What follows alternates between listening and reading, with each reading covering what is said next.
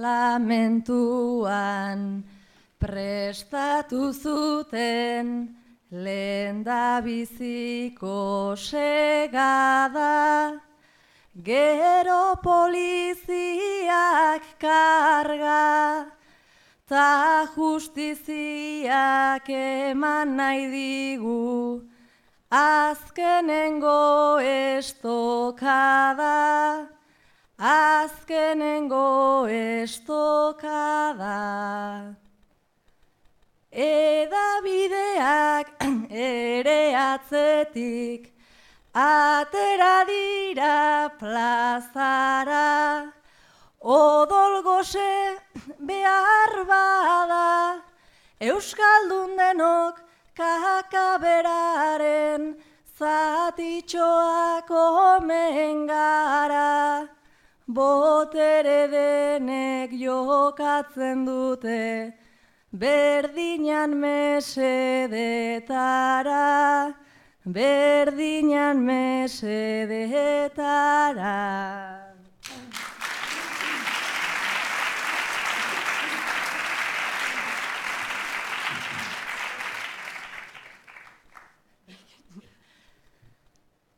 Batzuk goizetan, autobusetan, sartu ohi dute bizia, Madrilen dute auzia. Ikusi behar izaten dute, haien ezin ikusia, haien ezin ikusia.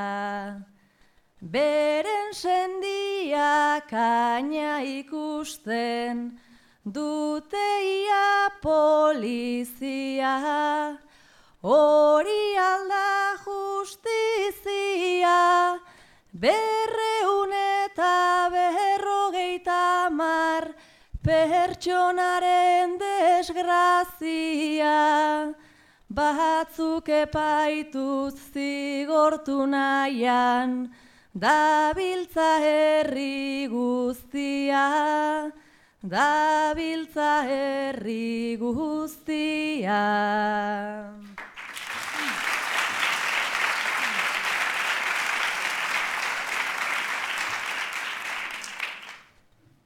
Ze tramankulu inperfektua, justiziaren balantza, beti bilintzi balantza, ta azkenean pixua beti doa Espainiarantza, doa Espainiarantza.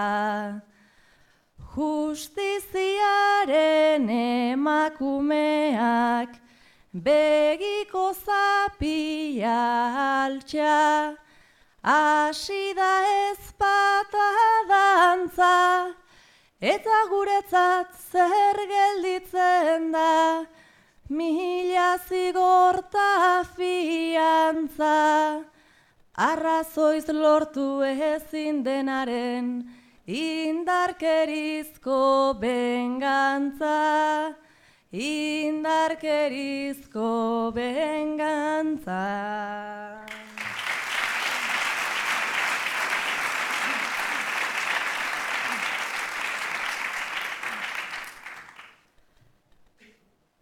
Eskerrik asko etortzearren, gaurko zerrian zokira, eskerrik asko tokiontara, egin duzuen oibira, zatozte baina protagonistak, gaur helburua hori da, gauzak argitzen joan daitezen, hitzerditik hitzerdira, azken arnasa eman dezagun, askatasunai begira.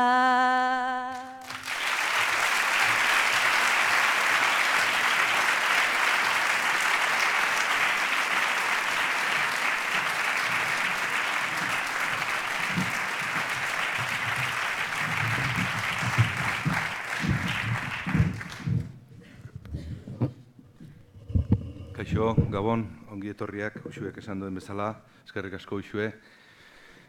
Eskumatik hasitza, Mariano Ferrer, 1988 eta gehiago plataformako kidea eta denon ezaguna, komunikabideetan bide luzea eginda. Bere ondoan Juan Mari Mendizabal, Elgoibartarra, Ekin kasuan auziperatua, hemen erondoan, Jone Goirizelaia, abokatua, enpresak eta Xaki ataletan abokatua duguna. Ni neu Asier Etxeberria, moderatzaile lanetan etorri naizena. Halako asuntu handi baten aurrian, niri oso txikisa da, tokau jatan lana gaur, baina horregatik ez da erreza, ez izue pentsau oso erreza danik. Pentsatzen zela jarri gaia mai gainean. Bi bide neukazen, bat azan, neuri ze behitxatzen jatan, ze adjetibo jarriko nioken, 18 kasua bezalako gauza bati, baina pentsau dut azkenean, hobe izango zala, nire iritzisa eman baino, zifra batzuk ematea, gaia grafikoki asaltzeko, baina ara nun atian bertan eman dizuten papel bat datuekin, beraz, pixkat nire sarreria ondatu egin didate, beraz, hala ere, ez da gaizki errepasotxo bat egitea. 160 persona behin-behinekoz espetxeratuak, 205 etxe miatuak, 189 pertsona auziperatuak, 7 enpresa itxita, tartean 3 komunikabide. Gaur-gaurkoz, auzi hauen ondorioz, espetxean dira zenbait lagun, nire datuen arabera 40. Ez da ezagutzen epaiketa noiz arte luzatuko dan. Ez ditu ganorazko prozesu bat izateko gutxieneko baldintzak ere betetzen. Da bar, ez da. Beraz, datuak horiek izanik ikusten da zenbateko, dozena batetik gora elkarte eta gehiago harrapatuta.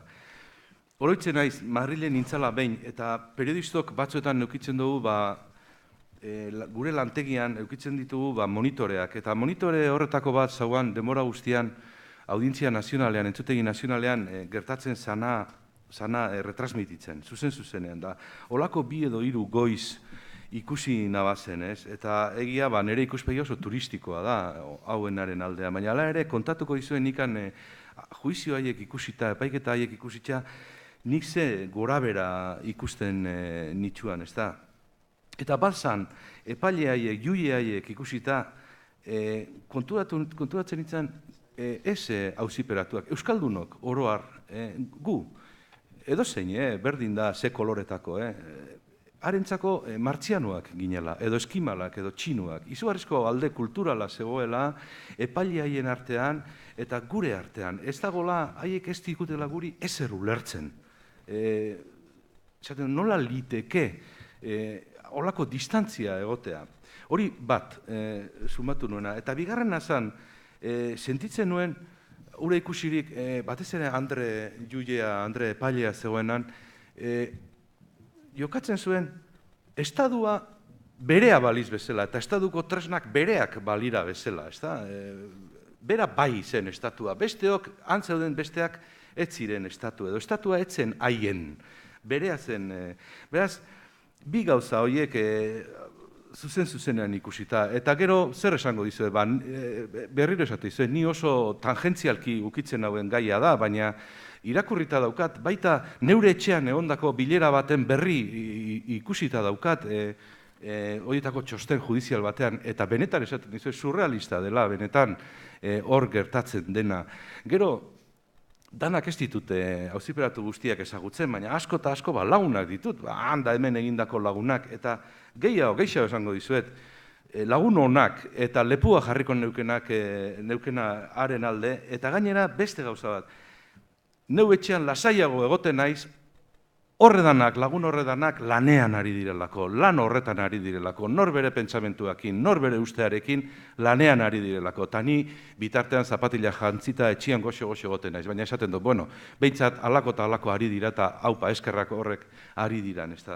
Beraz, ze esango izue banik gai honi buruz ez dakizuenik. Ni pentsatzen dut, honena astea izango dela, amaieran eukiko dugu astixa, ez dugu ezer ikusten, baina eukiko dugu astixa nahi duzuen galderak egiteko, hala ere gure asmoa litzake ez gehixi luzatzea eta hamarrak laren itxiagoak aldera edo gauzia bertan bera lagatzia. Nik uste dut, kortesiak eskatzen dabala gaur hemen Juan Marikin hastia eta kortesiak eskatzen dau. Ze moduz, Juan Mari, eta nola daruak asuntu hau, ez da? Arratsaldeon. Bueno, nola daru egun, ondo nik izango nuke ondo. Eta esplikatzeko zergatik oto, bueno, kontutan hartu behar dugu atxiloketa pasatu genuela, kartzelaldia pasatu degula.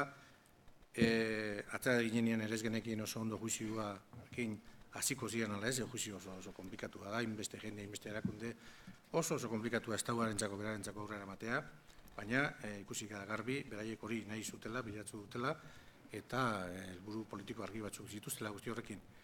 Etorri da guzti hori, baina esan beharra dakatena da, juizioari jakina, aurrekoari egin genion bezala, horri ere aurre egin behar geniola, eta aurre egiteko baldintza honak topatu ditugula, bai lagunen artean oso giro ona dagoelako eta egonalako aurre egiteko, eta gogoratu beharra kataziratik ganguan Audientzia Nazional horretan da azaldu ginela Euskal Karnetarekin, Euskara zitxe ginez, fiskalari ez diogu erantzun, eta beti damagu gure kamisetak esonean erakusten gure jarrera politikoa, eta ez bakarrik hori, nik uste dut gaurko bizi dugun egoera politiko honetan gainera,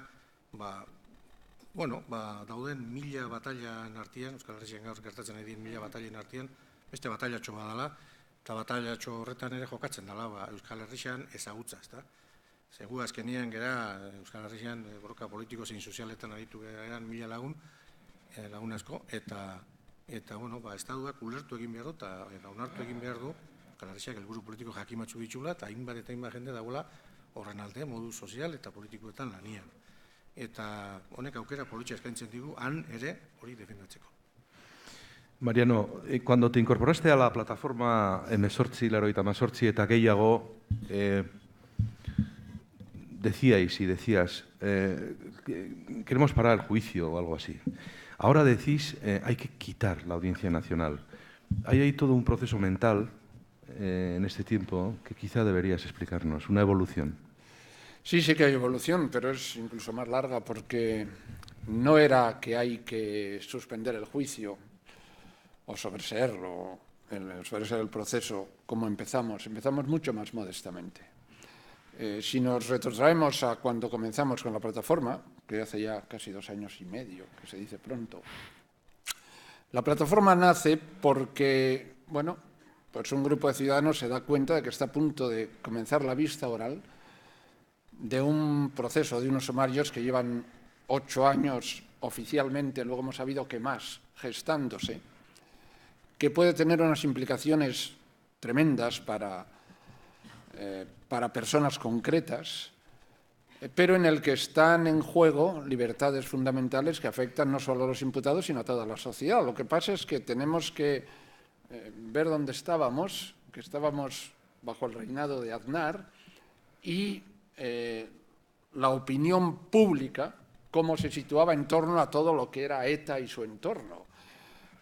Nosotros queríamos constituir una plataforma plural en la que tomaran parte, lógicamente, los propios imputados, que son los que mejor van a saber defenderse, pero arroparlos con personas que no estábamos imputados, pero estábamos dispuestos a defenderles hasta el límite de lo que sus derechos demandaban.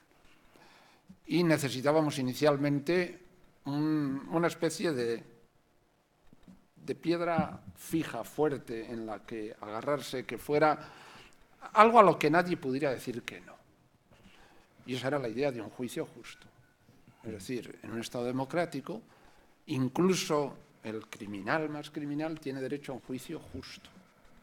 Un juicio en el que el derecho a la defensa se ejerza, en el que rija la presunción de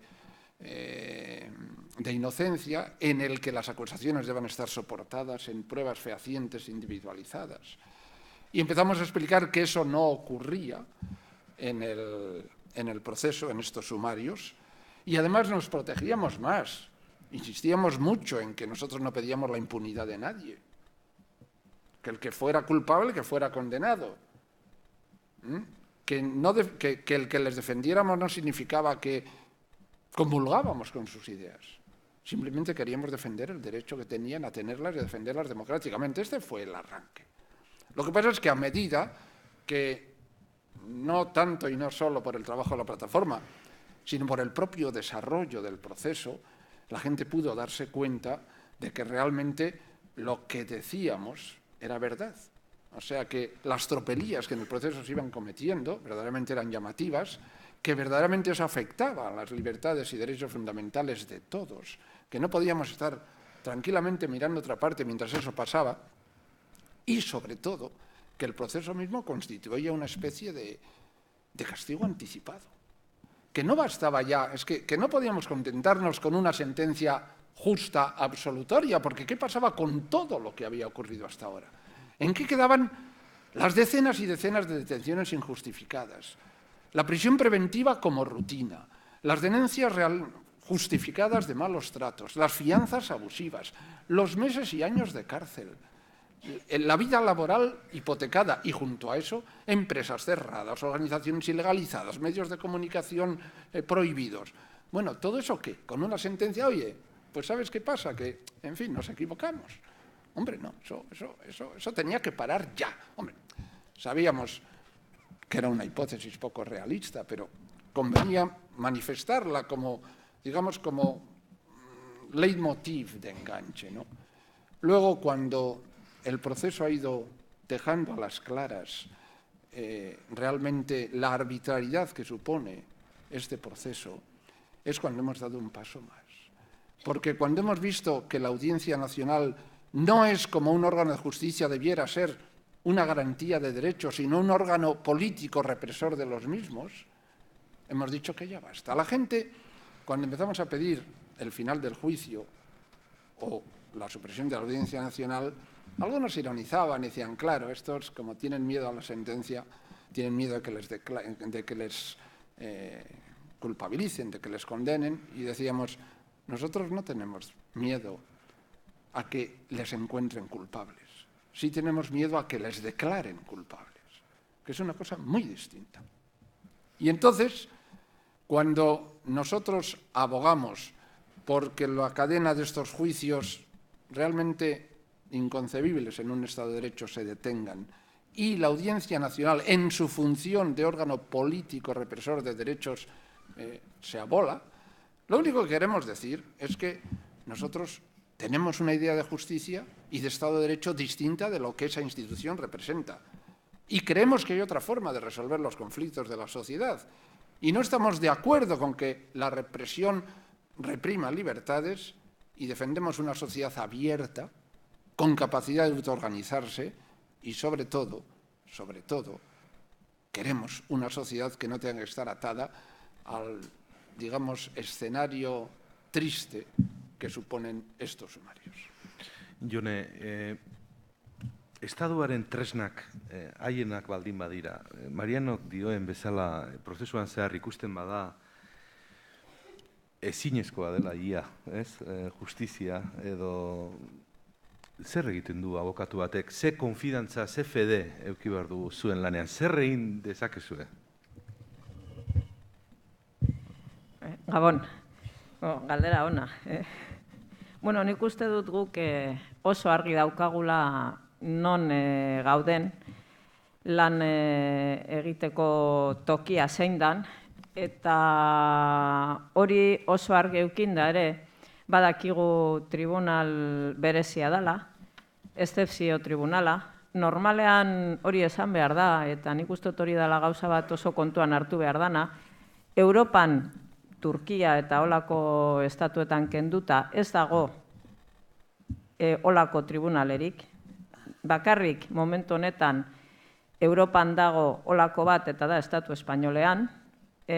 Dago oso lege natural baten aurka. Normalean tribunalak dekiena da, delituak izaten diren tokian egon behar dira eta hor epaituak izan behar dira pertsonak. Kasu honetan, guztiok euskaldunak izanek epaituak izaten garela Madrilgo tribunal baten aurrean, horrek esan nahi du guztiarekin, eta baita ere nik uste dut oso gauza importantea kontuan hartu behar dugula, legeak ere beraiak direla. legeak espreski daudela eginda euskaldunok epaitzeko. Eta horretarako, topatu dute aitzeki bat, esaten dute legea ez da lege berezi bat, kode penal baten barnean sartuta dagolako. Eta orduan, arrunta dalez, naiz eta berezia izan eskubideen aurkako legea dalako, baina kode penal baten barnean sartuta dagolez, legea arrunta da, eta orduan ez dago inongo berezitasunik hori sortatzen danean. Eta gure papera zein da, hori demostratzea.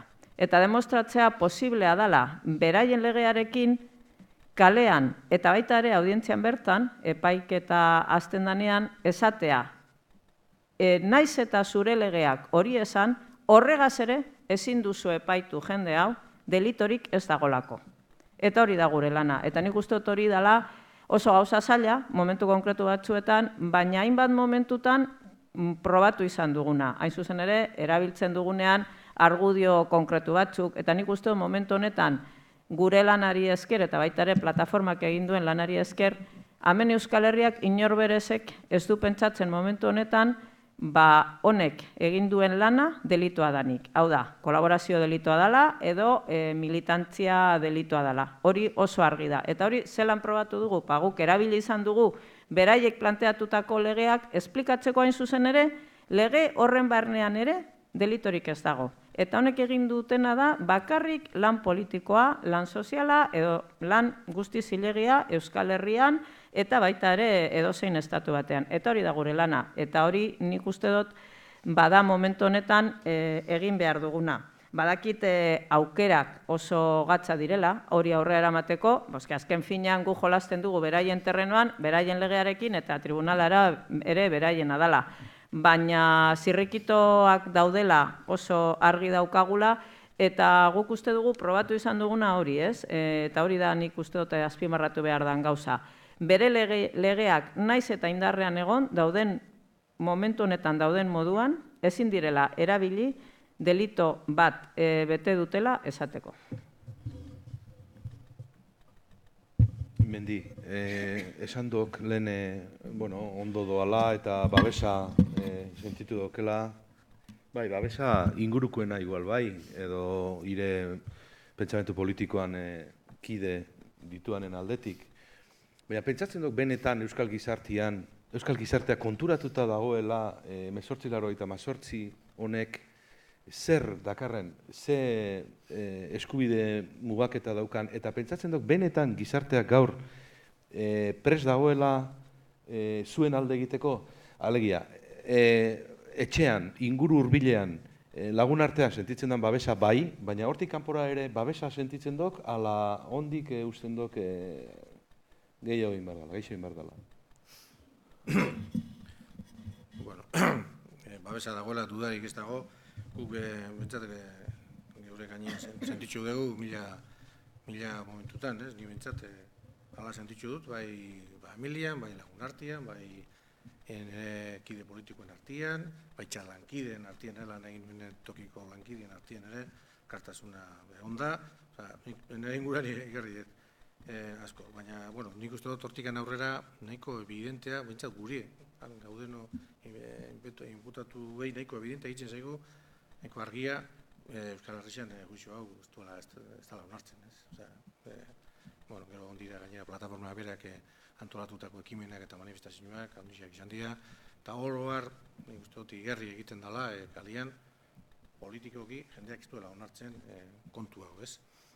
Eta gero, modu praktikoan, gero gainera, bai, atea diren monolaguntzetan, ez zein atea diren bestelako material salmentan, da bar, horietan guk erabiltzen dugu, urte bete luzian, ja, egin behar izaten ditugun viaje eta hango aterpedak eta pagatzeko, dirua sortu da. Oin arte bintzat, hori dana pagatzeko dirua sortu da, eta beraz, kontua da, hori sangria handi badala Euskal Herria entzat, beste kontu askokin batera, ez da? Baina Euskal Herrian badagoela bai sintonia politiko bat honen inguruan, bai elkartasun praktiko bat, egia da, eta nik uste dut, esango nuke, bintzat, bai, aprobetxagarri izan behar duela, estaduari erakusteko, herri honek ez ditxula onartzen olako epaietak, ez? Mariano, ¿coincides con esa visión? Fundamentalmente, claro que sí, porque responde a la realidad. Lo que pasa es que tenemos que tener en cuenta que la gente responde muchas veces porque sí, pero la respuesta en serio es cuando está convencida de la razón que le asiste, ¿no? Y eso hace que, en este caso concreto, en la sociedad vasca se note que hay una fractura de posiciones en relación, digamos, a nuestra coyuntura política, que hace que para un sector importante de la sociedad sea muy duro de aceptar el discurso de la plataforma. Es decir, partidos a los que ellos votan, gobernantes a los que ellos han puesto, son los artífices de este desastre, ¿no? Viven en un Estado de Derecho del que nosotros decimos que la Audiencia Nacional es una zona cero de la justicia. Y además lo hacemos defendiendo a gente al que la literatura mediática ha constituido en un entorno confuso y difuso en el que no se sabe quién es quién, pero todos son ETA. O pueden serlo. Y por si acaso.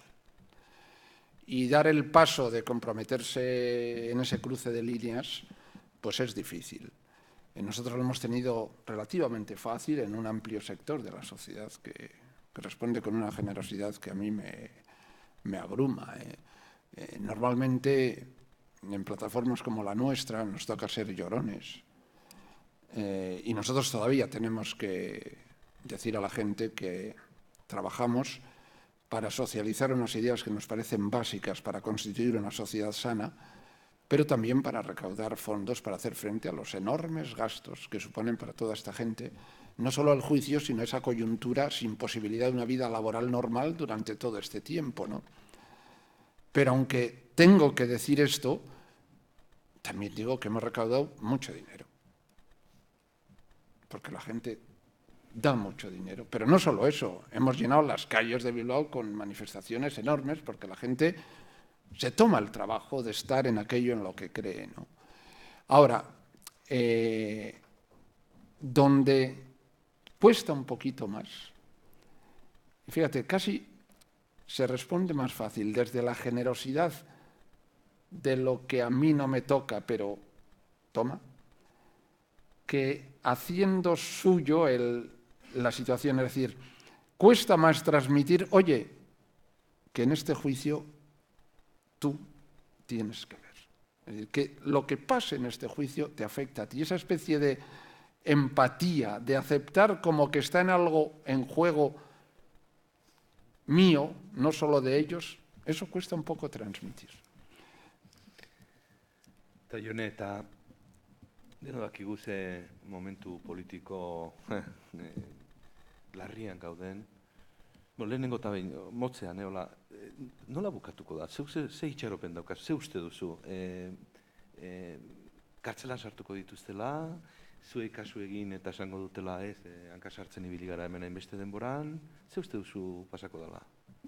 Bueno, lehen galdetu doztezu ia gugan ze konfiantza auki behar dan, eta orain galdetzen doztezu ia kartzelara sartuko duten, horrek esan nahi du konfiantza gutxi daukazula gure lanea. Baina, bueno. Ez, broma bat da. Nik, hemen dago problema bat, eta nik uste dut kasu honetan ere nahiko kontziente izan behar garela. Eta naiz eta errebindikazioa izan, orain arte egin izan dugun moduan, epaiketa eten, epaiketa guztiak bukatu behar dira, Audientzia Nazionala desagertu behar da. Nik uste dut hori oso ondo dago, egokia da, baina galdera hori benetan trasladatzen badugu parametro juridikoetara, eta baita ere parametro politikoetara, nik uste dut erantzun desberdina dela, guztiz desberdina. Zoritzarrez, Estatu Espainolean, epaiketa bat azten danean, beti bukatzen da zigorrarekin. Eta guk momentu honetan, gaude ja fase batean epaiketa horretan, non oso zaila da atzera botatzea. Eta naiz eta kalera atera esanez epaiketa artxibatu behar dela, etenin behar dela, prozedura berak eramatzen gaitu sententzia bateraino. eta hori da gauza bat teknikoki oso argi eduki behar duguna. Eta niri eskatzen badoztezu iritzi tekniko abogatu moduri nik esan behar dodana da, momentu honetan gaude proba periziala egiten, faltatzen dira proba dokumentalak, hau da irakurtzea prozedura horren barnean dauden dokumentuak, eta gero informeak. Informeak dira azken zatia, epaiketaren azken zatia. Eta dago momentu bat non fiskalak aukera daukala bere kalifikazioa aldatzeko. Baina kalifikazioa aldatzeko aldatu behar du filosofia osoa. Eta filosofia zein da, dana eta dala, eta zigortu behar dugu, eta kokideak direlako. Eta hori momentu honetan zoritzarrez, da gauza bat fiskaliaren barnean aurrera mantenitzen dana. Orduan, aldaketa hori posiblea da baldin eta aldaketa politikoa baldin badago, eta agindu politikoa emoten badotzie. Horrek zer esan nahi deu, Estatu Espainolak onartu behar duela orain arte bere potere judiziala egin duen guztia txarto eginda zegoela eta erabaki politikoa izan dela. Eta hori Estatu Espainolak momentu honetan ez du egingo. Ez du kuestionatuko potere judizialak egin duena. Orduan, daukagu oso egoera politikoa berezia, epaiketa bat egoera politiko horren barnean sartun da, eta Estatu Espainolaren potere bat tartean, eta gobernua ere tartean. Zer gertatzen da? Tribunal Supremoak ere esan zuen dana eta zala. Tribunal Konstituzionalak esan zuen hori. Eta gure galdera da, Estatu Espainolak orain esango du bere tribunalak egin duen guztia eta bere potere bat, estatuko potere bat, horretaz hitz egiten ari gara, atzera botako duela? Nik uste dut momentu honetan oso zaila dela. Horregaitik, pentsatzen duguna da, sententziarekin bukatu behar dela epaiketa. Ara, sententzia nolakoa izango dan, hori bai dago nik uste dut zentzu zabal batean gure eskuetan. Eta ez bakarrik abokatuen eskuetan. Abokatuak lana egingo dugu, esplikatuko dugu, zelan imposiblea dela kondena bat lortzea parametro horietan, ilegala dalako, ez dagoela aukera juridikorik, hori egingo dugu. Baina horretan ere indarra eukiko du beste gauza bat. Euskal Herriko gizarteak eta Estatu Espainoleko gizarteak eta hainbat juristak eta jendea ikustera etorri direnak esaten daudiena. Eta presio horren bidez, gauzak aldaketak posiblea dira. Zer gertatu zan Jarrai eta Ikaren epaiketan? Gauza bera.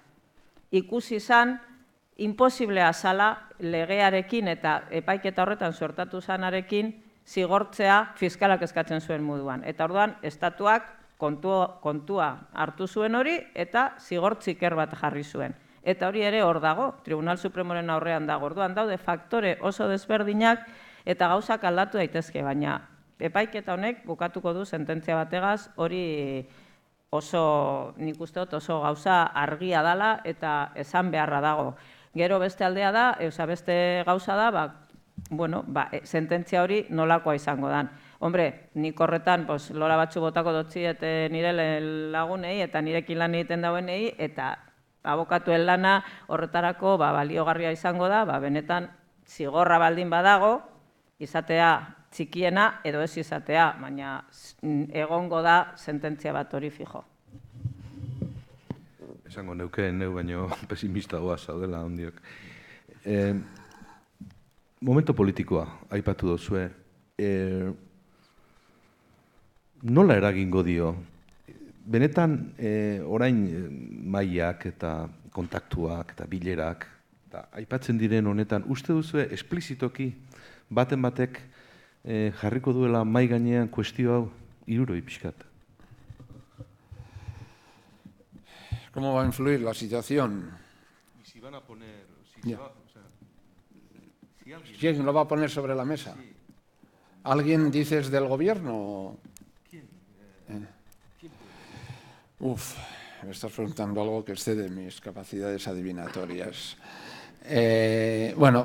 Pero un par de cosas sí querría yo decir. Desde el punto de vista de la plataforma, tal como lo entendemos, ¿no? Nosotros no queremos, nos gustaría que esto se dilucidara jurídicamente en el sentido que ha expresado Jone, ¿no? Es decir, tras la demostración de que si se aplican justamente la legalidad vigente, con esa legalidad no se puede poner por escrito la condena que pide el fiscal. O sea, eso es lo que desde el punto de vista jurídico nos interesa, porque nos interesa devolver la dignidad a las personas que están siendo tan injustamente tratadas por la justicia. Ahora, dicho esto, desde luego no vamos a renegar de que el cambio de coyuntura política interceda o facilite, por así decir, que se haga más visible lo anacrónico que es que si ya en la situación anterior esta exacerbación penal, esta especie de derecho penal del enemigo, este confundir las sospechas con las pruebas, si ya entonces no tenía aceptado, no podía ser aceptado, ahora en este contexto, desde luego, mucho menos. Ahora bien, hemos de reconocer que subsiste en nosotros el temor, aún en este momento, de que los imputados en este juicio puedan quedar un poco como rehenes del proceso. Por ponerlo de una manera, creo que muy sencilla, un poco simple, pero vamos, nos entendemos. Si ahora hubiera una sentencia absolutoria, el Estado de Derecho, el Gobierno, quedaría en deuda, por así decir, con la izquierda abertzale, quedaría a la vista que ha habido una injusticia y habría una especie de reclamación de reparación.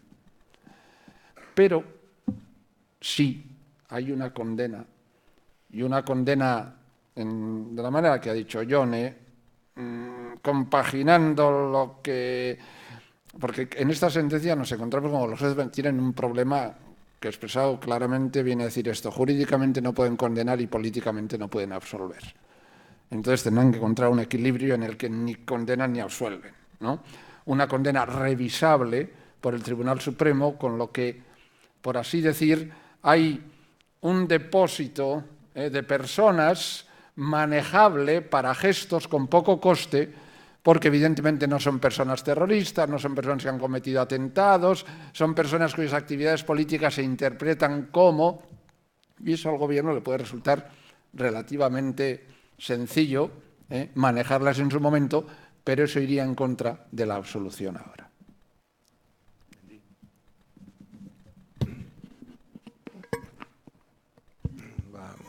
Uste dut hilo berdinetik, ez dakit, kontu hau ikuspegi juridikotik baino gu bentsat hasieratik ikuspegi politikotik saiatu gara ikusten, ze bestela hemen esan da bezala ezin da, ezta, alperrik handa pentsatzea... Bakatu zein da guk?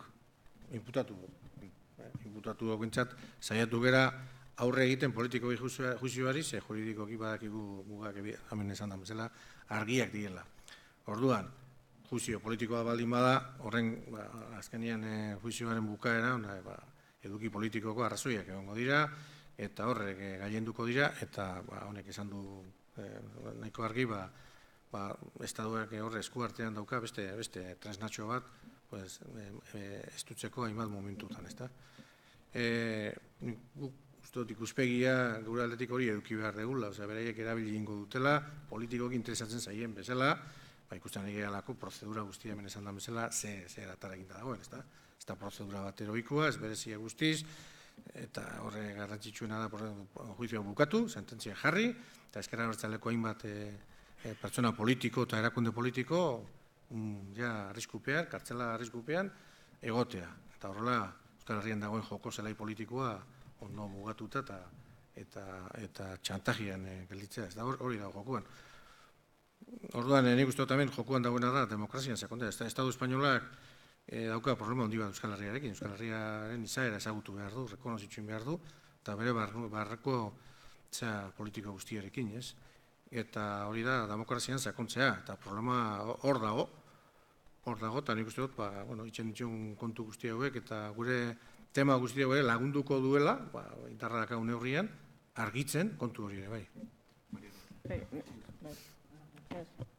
Nik uste dut hor gauza asko jarri behar direla maigainan, baina hemen oso gauza konkretua dago. Hau da, 18,18 gehi, ez dakit zenbat, eta hor sartzen dira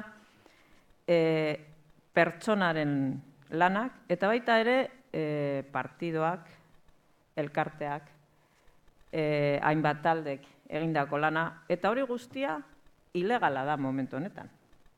Ilegalizatu dute gure lana eta gure jarduera politikoa. Gurea, guztiona, hor dauden prozesatu guztiena. Eta nik uste dut hori askotan hitz egiten da, eta jartzen dituzte baldintza moduan, legalak esan behar direla ez daki nortzuk mailan jesartzeko, eta ez daki nortzuk ez, horretaz hitz egiten ari gara epaiketa honetan. Talde guzti horiek ilegalidadean daude, ezin dute bere lan aurrera eraman ilegala direlako, eta benetan hor barruan zer dago, ze lana egon dira egiten.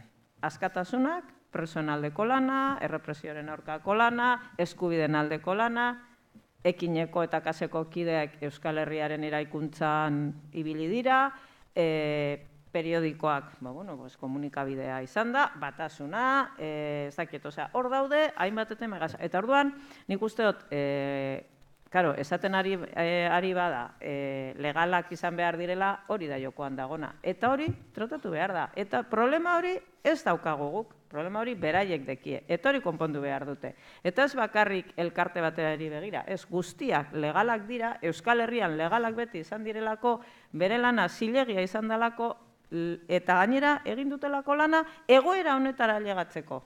Eta hori da jolasten dana epaiketa horretan, eta hori da mahai gainean jarri behar dana, eta hori konpondu behar da. Eta hori konpondu behar du estatuak. Eta nik uste dut hori oso argi eduki behar dugula. Horregaitik gain importantea da epaiketa honetan ataratzen dana.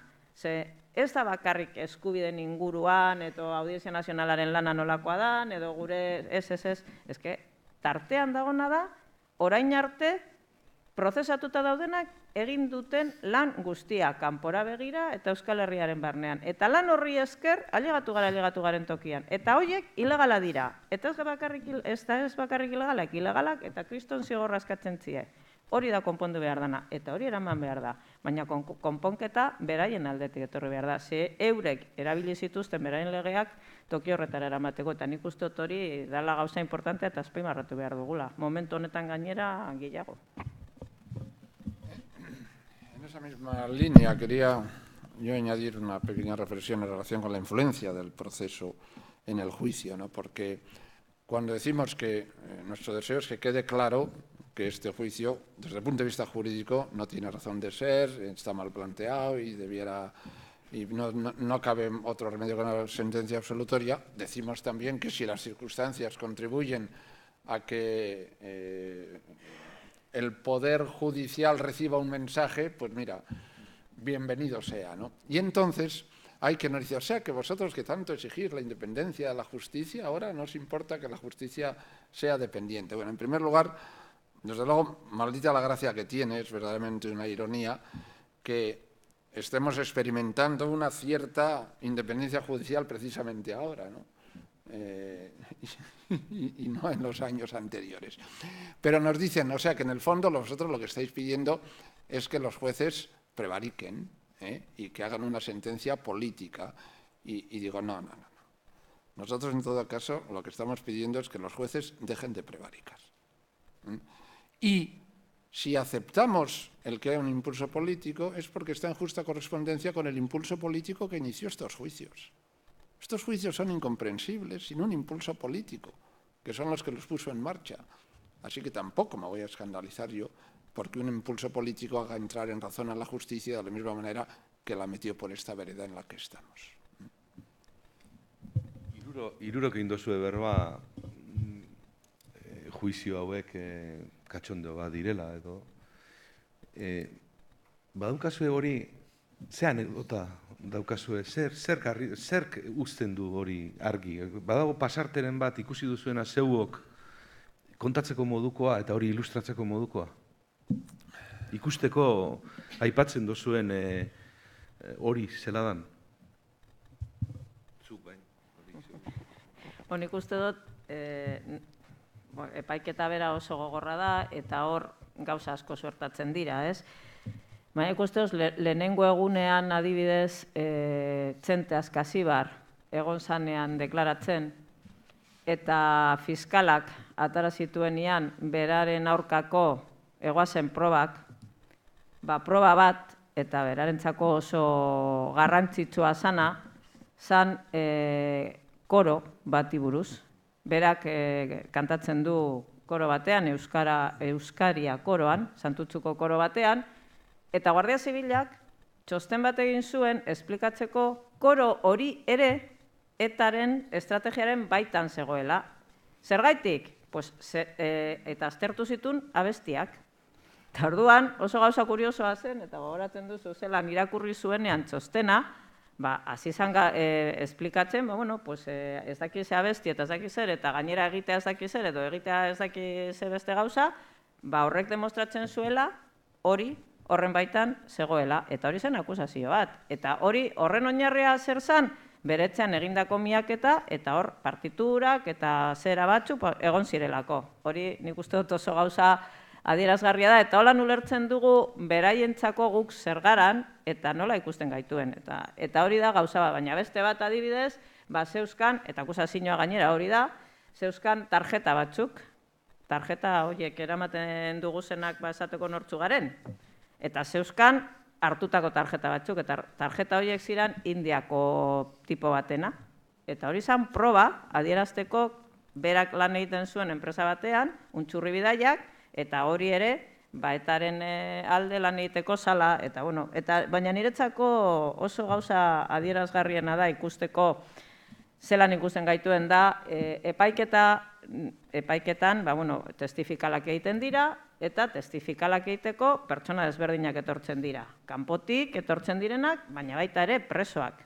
Eta Euskal Herriko jendea joaten da.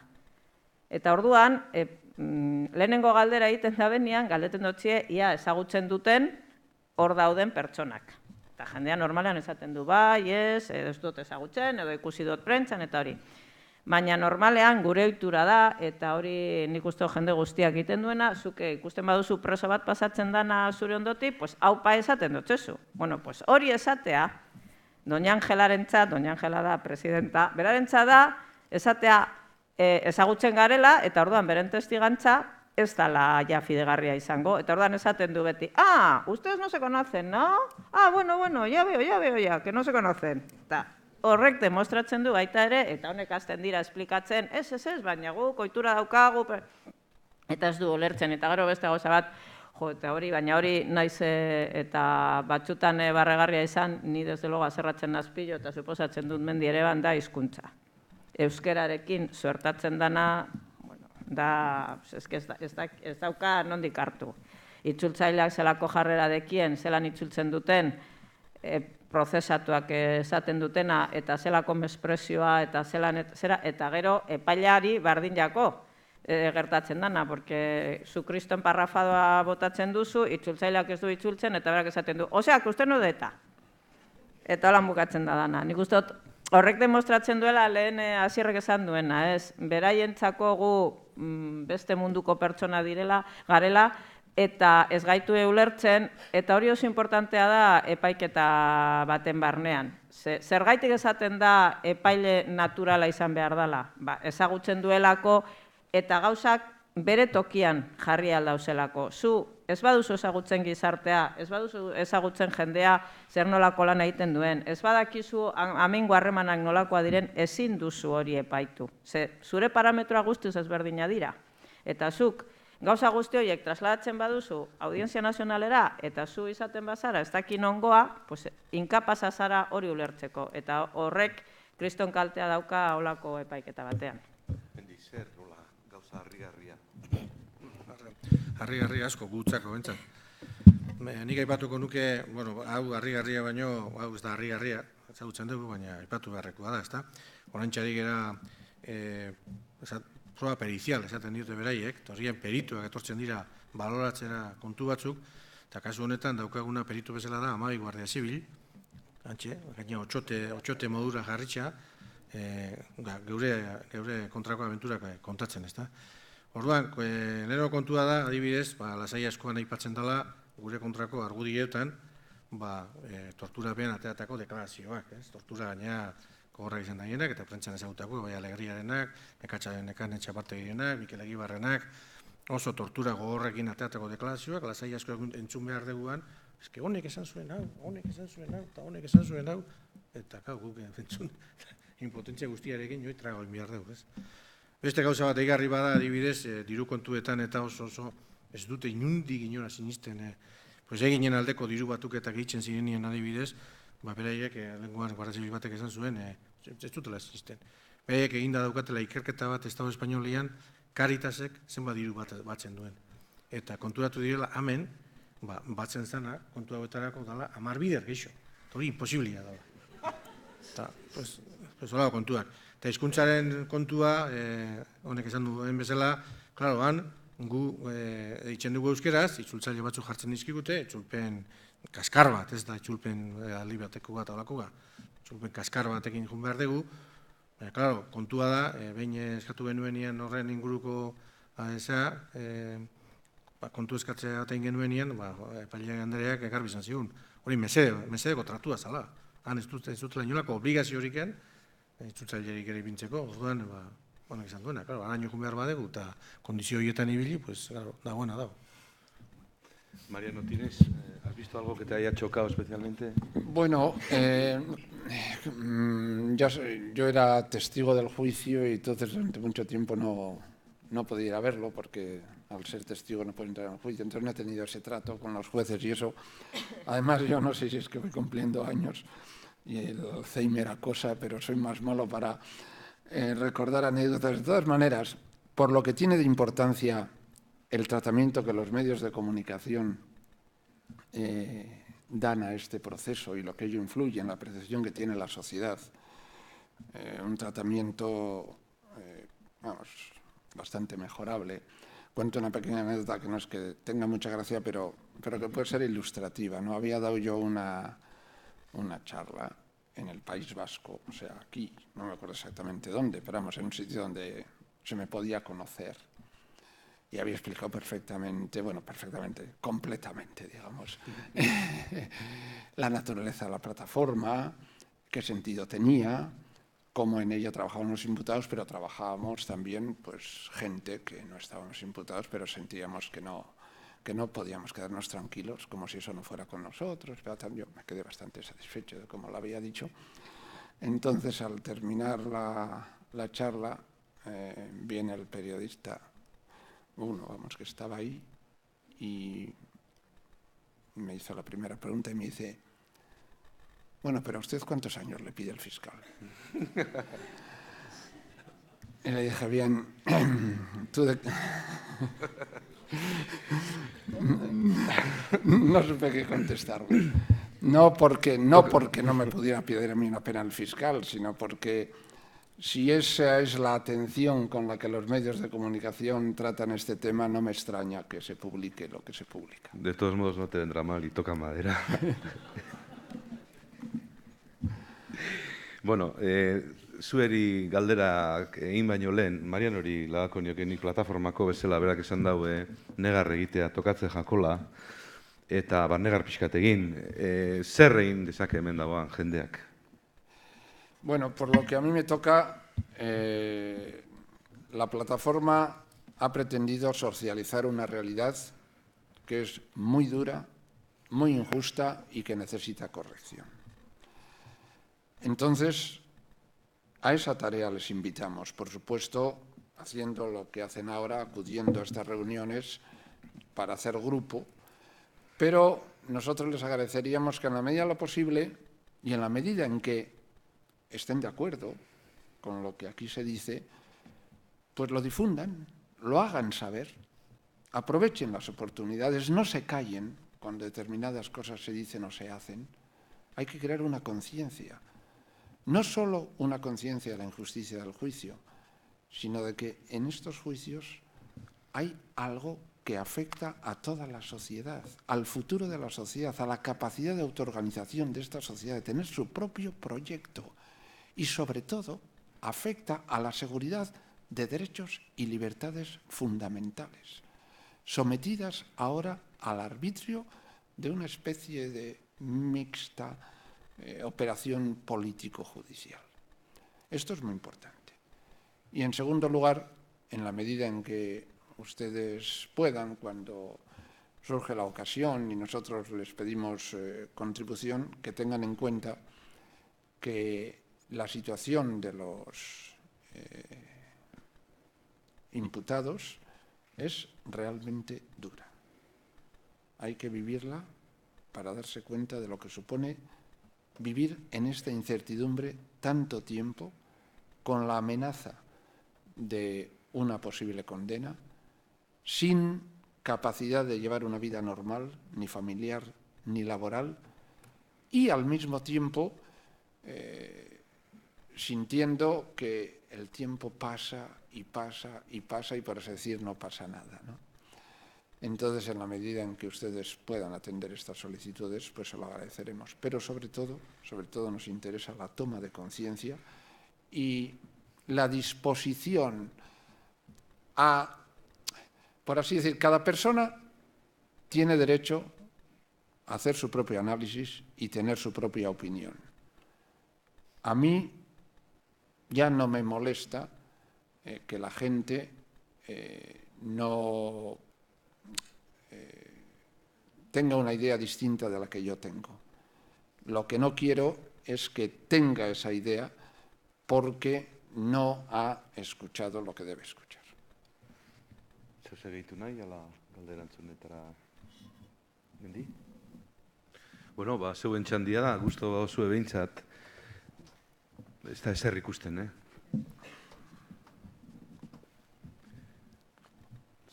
Si había gente. Zeo ze galdetuko zue, ala?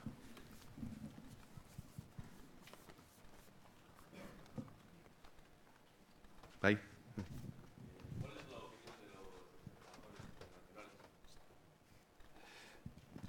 A ver, ¿cuál es la opinión de los observadores internacionales?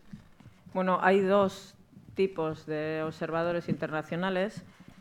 Los observadores internacionales jurídicos, es decir, los abogados de distintas asociaciones de abogados, tanto europeos como latinoamericanos y de Estados Unidos, que han organizado un grupo de trabajo que es el que al final va a hacer un informe, y la intención de ese informe es mandarlo a distintos organismos sobre lo que son las vulneraciones de derechos, teniendo en cuenta la normativa legal española y la normativa internacional que se han dado en el procedimiento, y la verdad es que la mayoría de ellos están total y absolutamente impresionados. No tanto los que están aquí, o sea, la gente que es de Euskal Herria o del Estado español, que, bueno, pues que de una forma u otra ya conocen el funcionamiento de la Audiencia Nacional. A algunos les ha tocado incluso alguna vez atender a personas y, bueno, pues han estado allí cuando han estado incomunicados o han estado en procedimientos, pero sobre todo los que no entienden absolutamente nada de este procedimiento, de las normas que se aplican, de los trámites que se dan, son los observadores internacionales. La gente que viene de Berlín, los abogados que vienen de Latinoamérica o los que han venido de Estados Unidos, no entienden cómo se puede hacer un proceso de estas características. Lo primero que les llama muchísimo la atención es que los acusados no puedan hablar con sus abogados. El hecho de que nosotros estemos sentados en un sitio y ellos estén en otro y no podamos decirle al acusado lo que tiene que decir o lo que no tiene que decir, o cuando sale algún tipo de documento, contrastar con él, les parece una cosa increíble, porque en esos países se hace. Otra cosa que no entienden en absoluto y que les parece bastante curiosa es el hecho de las pruebas, cómo se practican. Y lo que les pareció una auténtica aberración jurídica y fuera de cualquier actuación legal es el hecho de que las pruebas no estuvieran a disposición de la defensa. Nosotros estuvimos desde el inicio del procedimiento hasta el mes de febrero reclamando que se nos dieran traslado de unas pruebas que se habían admitido, que las acusaciones conocían y que nosotros no habíamos visto, y que eran la base de la imputación de la mayoría de los acusados. Eso ningún abogado lo entendía y le parecía una cosa increíble. Y en este momento del procedimiento lo que no entienden es que se puede hacer un juicio que en teoría es un procedimiento oral, donde precisamente lo más importante es que es oral, que se ve lo que pasa allí, y que ahora no ves nada, porque han puesto unos paneles detrás de los acusados. Entonces el que viene a ver el juicio, y vienen abogados a ver el juicio para hacer el informe, no ven absolutamente nada. Oyen, pero no ven nada, porque los que están declarando son policías, les han aplicado la ley de protección de peritos y testigos y entonces solo se les oye.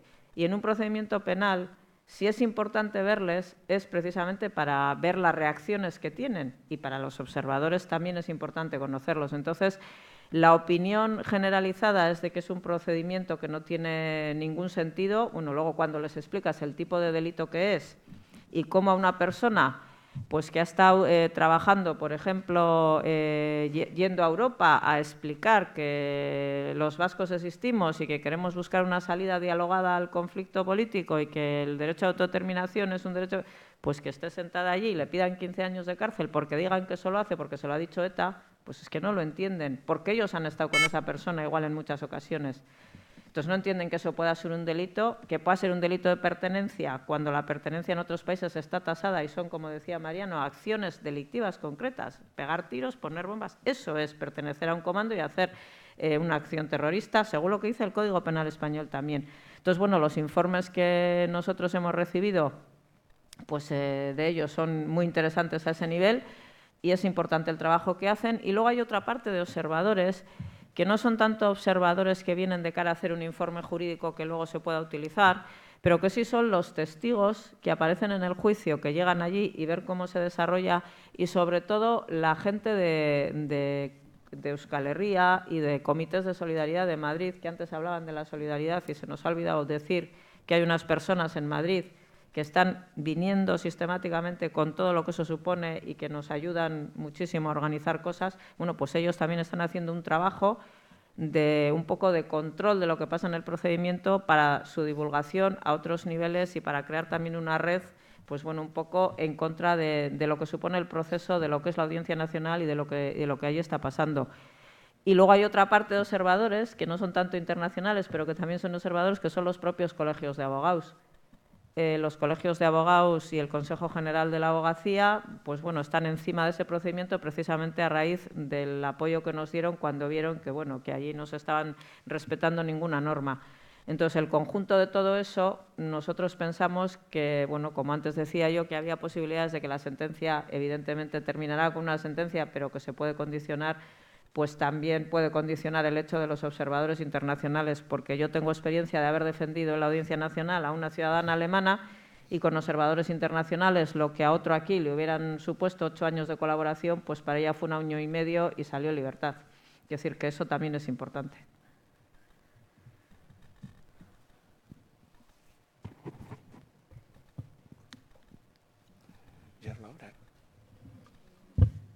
Besterik ez? Bueno, eskerrik asko dan hori. Bai, goian, bai, barkatu.